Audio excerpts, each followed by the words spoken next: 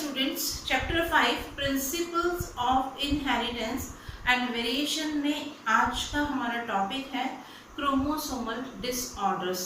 हम लोग genetic disorder पढ़ रहे थे। जेनेटिक डिसऑर्डर हमने देखा था 2 टाइप के होते हैं, एक थे मेंडेलियन डिसऑर्डर और एक थे क्रोमोसोमल डिसऑर्डर। मेंडेलियन डिसऑर्डर कौन से थे? ऐसे डिसऑर्डर जो किसी सिंगल जीन में म्यूटेशन या ऑल्ट्रेशन की वजह से कॉज हो रहे थे, उनको हमने नाम दिया था मेंडेलियन डिसऑर्डर। और ये मेंडेलियन डिसऑर्डर हम लोग पढ़ चुके हैं, जिसमें हमने haemophilia, sickle cell anaemia, colour blindness, phenylketonuria, thalassaemia, इन डिसऑर्डर को पढ़ा था। आज हम पढ़ेंगे क्रोमोसोमल डिसऑर्डर्स। क्रोमोसोमल डिसऑर्डर्स क्या होते हैं? ऐसे डिसऑर्डर जो क्रोमोसोम में किसी भी एब्नॉर्मलिटी की वजह से या उसका नंबर इंक्रीज होने की वजह से कॉज होते हैं। ऐसे डिसऑर्डर को हम क्या बोलते हैं? क्रोमोसोमल डिसऑर्डर बोलते हैं। तो क्रोमोसोमल डिसऑर्डर्स क्या होते हैं? Chromosomal disorders are caused due to absence और एब्नॉर्मल अरेंजमेंट ऑफ वन और मोर क्रोमोसोम। जब एक या एक से ज्यादा क्रोमोसोम का अरेंजमेंट एब्नॉर्मल हो या कोई क्रोमोसोम का नंबर बढ़ जाए, एक्सेस में हो जाए, या कभी क्रोमोसोम का नंबर कम हो जाए, क्रोमोसोम एब्सेंट हो जाए, तो इससे जो डिसऑर्डर कॉज होते हैं उनको हम क्या बोलते हैं? क्रोमोसोमल डिसऑर्डर्स बोलते हैं। हम लोगों ने जब म्यूटेशन पढ़ा था, तब म्यूटेशन में हमने बहुत डिटेल पढ़ा था क्रोमोसोमल म्यूटेशन। उसमें हमने देखा था कि क्रोमोसोम का कोई पार्ट डिलीट हो सकता है, क्रोमोसोम में कोई पार्ट ऐड हो सकता है, पूरा का पूरा क्रोमोसोम का नंबर जो होगा वो चेंज हो सकता है, सेट पूरा का पूरा चेंज हो सकता है, जिसे हमने एनियोप्लॉइडी और पॉलीप्लॉइडी नाम दिए थे।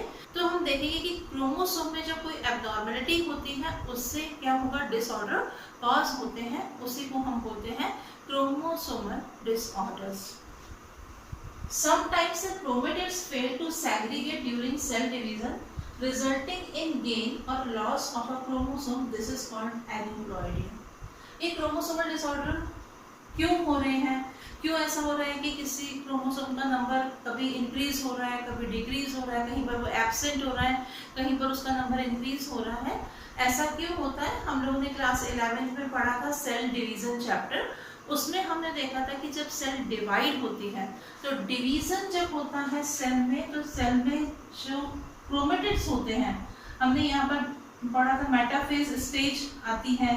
मेटाफेज स्टेज में यहाँ पर क्रोमोसोम्स जो रहते हैं वो अरेंज हो जाते हैं, और उसके बाद में हमने देखा था कि यहाँ पर क्रोमेटिड जो होते हैं, ये क्रोमेटिड जो होंगे वो एक दूसरे से सेग्रीगेट होते हैं, अलग अलग हो जाते हैं, सेग्रीगेट होते हैं, जिसके बाद में किसका फॉर्मेशन होता है? यहाँ पर न्यूक्लियस का फॉर्मेशन होता है, और फिर सेल के साइटोप्लाज्म में डिवीजन होता है और सेल जो है वो 2 पार्ट में डिवाइड हो जाते हैं।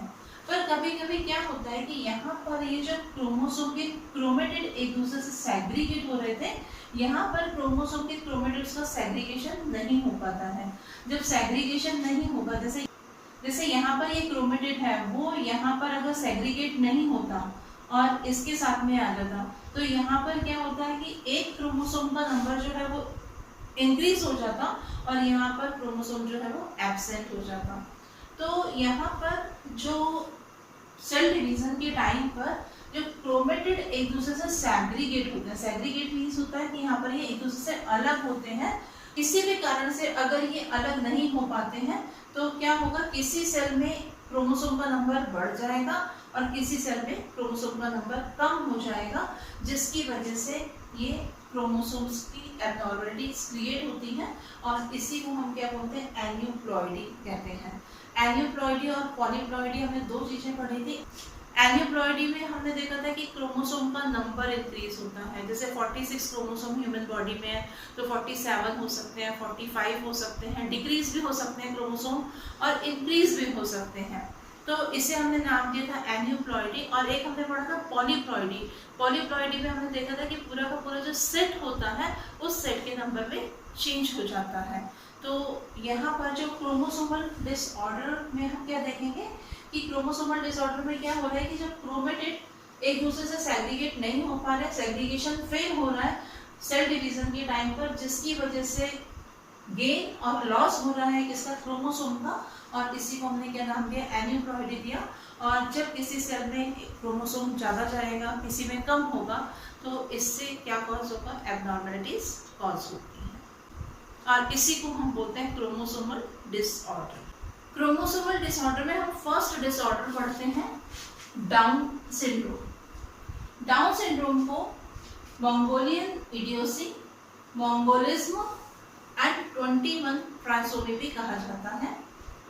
इस डिसऑर्डर को सबसे पहले रिपोर्ट किया था 1886 में लैंगटन डाउन ने, और ये ऑटोसोमल एन्यूप्लॉइडी की वजह से कॉज होता है। यहाँ पर क्या होता है, जो 21 नंबर का जो पेयर होता है क्रोमोसोम्स का, ऑटोसोम का जो 21 नंबर का जो पेयर होता है, वहां पर क्या होता है, एक एक्स्ट्रा कॉपी जो होती है क्रोमोसोम की वो होती है, इसीलिए कहा गया है autosomal aneuploidy caused by trisomy of 21 chromosome.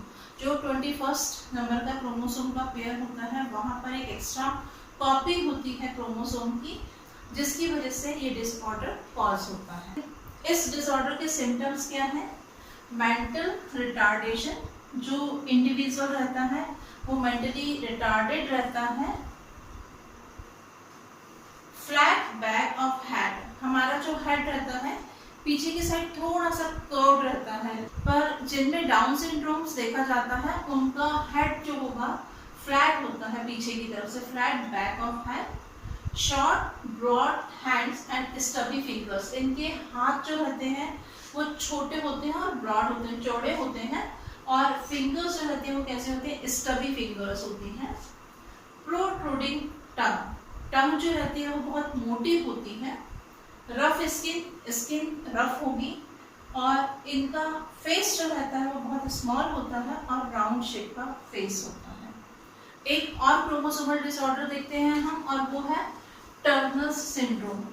Turner syndromes जो है वो सेक्स क्रोमोसोमल एबनॉर्मलिटी रहती है।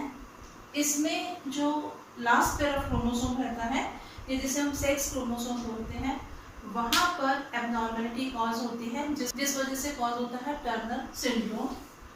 इसे सबसे पहले टर्नर ने 1938 में बताया था। It is discovered by Turner in 1938। जिन इंडिविजुअल में टर्नर सिंड्रोम होता है उन इंडिविजुअल में नंबर ऑफ क्रोमोसोम, आपको मालूम है कि ह्यूमन बॉडी में नंबर ऑफ क्रोमोसोम कितना होता है, 46 होता है, मीन्स 23 पेयर क्रोमोसोम्स होते हैं। Diploid cell, 2n means diploid cells है, डिप्लॉइड सेल के अंदर कितने क्रोमोसोम होने चाहिए, 46 होने चाहिए, पर यहाँ पर सिर्फ कितने क्रोमोसोम होते हैं, 45 क्रोमोसोम होते हैं। Absence of one of the x chromosome, जो लास्ट पेयर ऑफ क्रोमोसोम रहता है, जो सेक्स क्रोमोसोम रहता है, वहां पर हमको मालूम है 2x क्रोमोसोम्स होते हैं, पर यहाँ पर फीमेल की बॉडी में जो 2x क्रोमोसोम है उनमें से एक एक्स क्रोमोसोम जो होता है वो नहीं होता है। यहाँ पर ये एक्स क्रोमोसोम नहीं होगा, सिर्फ इतने एक्स क्रोमोसोम होंगे, सिर्फ एक एक्स क्रोमोसोम होगा, एक एक्स क्रोमोसोम जो है वो यहाँ पर नहीं होता है। इसीलिए लिखा है individuals has 2n is equals to 45 chromosome, absence of one of the X chromosomes resulting in the karyotype 45 with X0। 45 chromosome है टोटल। क्रोमोसोम टोटल कितने होते हैं, वैसे 44 प्लस X होना चाहिए था, पर यहाँ पर क्या होता है, यहाँ पर 44 प्लस X, ओनली 45 क्रोमोसोम्स होते हैं। सिम्टम्स देखेंगे हम इसमें, ऐसी फीमेल्स जो रहती हैं वो स्टेराइल फीमेल होती है। स्टेराइल फीमेल्स मतलब होता है जो ऑफस्प्रिंग्स को प्रोड्यूस नहीं कर पाती हैं, चिल्ड्रन को प्रोड्यूस नहीं कर पाती हैं। रूडिमेंट्री ओवरीज, इनकी ओवरीज जो रहती हैं वो स्मॉल साइज की होती है, रूडिमेंट्री होती है, रिड्यूस्ड ओवरीज होती हैं। Lack of secondary sexual character and poor breast development, ऐसी फीमेल में सेकेंडरी सेक्सुअल कैरेक्टर्स जो होते हैं उनकी लैकिंग होती है और पुअर ब्रेस्ट डेवलपमेंट होता है। Small uterus, puffy fingers and webbed neck, ऐसी फीमेल्स जिनमें कि टर्नर सिंड्रोम होता है, यूट्रस जो होगा उनका स्मॉल साइज का रहता है, फिंगर्स पफी होती हैं और वेब्ड नेक होती है, शोल्डर और नेक जो है वो बहुत ज़्यादा ब्रॉड होते हैं। नेक्स्ट क्रोमोसोमल डिसऑर्डर पढ़ते हैं क्लाइनफेल्टर सिंड्रोम। क्लाइनफेल्टर सिंड्रोम को सबसे पहले क्लाइनफेल्टर ने 1942 में रिपोर्ट किया था। It is trisomy of x chromosome. इस डिसऑर्डर में जो एक्स क्रोमोसोम रहता है, last pair of chromosome, 23rd pair का जो क्रोमोसोम होता है वहां पर ट्राइसोमी होती है एक्स क्रोमोसोम की, यानी कि यहाँ पर एक एक्स क्रोमोसोम एक्स्ट्रा होगा। It is trisomy of x chromosome. जो एक्स क्रोमोसोम रहता है, लास्ट पेयर ऑफ क्रोमोसोम जो होता है, जिसको हम सेक्स क्रोमोसोम बोलते हैं या एलोसोम बोलते हैं, वहां पर क्या होता है, ट्राइसोमी होती है। मीन्स जो इंडिविजुअल होते हैं जिनमें ये सिंड्रोम होता है, उनमें टोटल नंबर ऑफ क्रोमोसोम कितना होता है, 47 क्रोमोसोम्स होते हैं। अभी तक हमने पढ़ा था 46 क्रोमोसोम होते हैं। टर्नर सिंड्रोम में हमने देखा कि 45 क्रोमोसोम थे, पर क्लाइनफेल्टर सिंड्रोम में क्या होता है, नंबर ऑफ क्रोमोसोम कितने होते हैं, 47 होते हैं। 44 ऑटोसोम्स होते हैं और जो लास्ट पेयर ऑफ क्रोमोसोम होता है उसमें एक एक्स्ट्रा एक्स क्रोमोसोम प्रेजेंट होता है। इसके हम सिम्टम्स देखते हैं। ऐसे पर्सन जिनमें क्लाइनफेल्टर सिंड्रोम होता है, ये पर्सन स्टेराइल मेल होते हैं।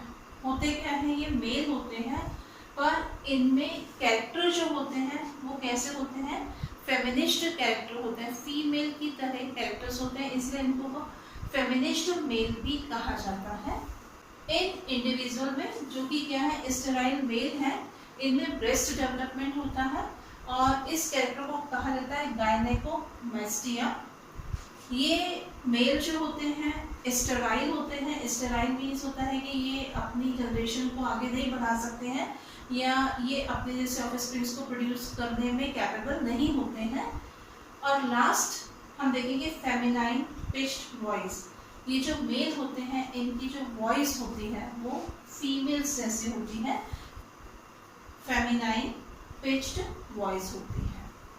तो इस तरह से चैप्टर हमारा यहीं पर कंप्लीट होता है। नेक्स्ट क्लास में हम नेक्स्ट चैप्टर को पढ़ेंगे। Thank you.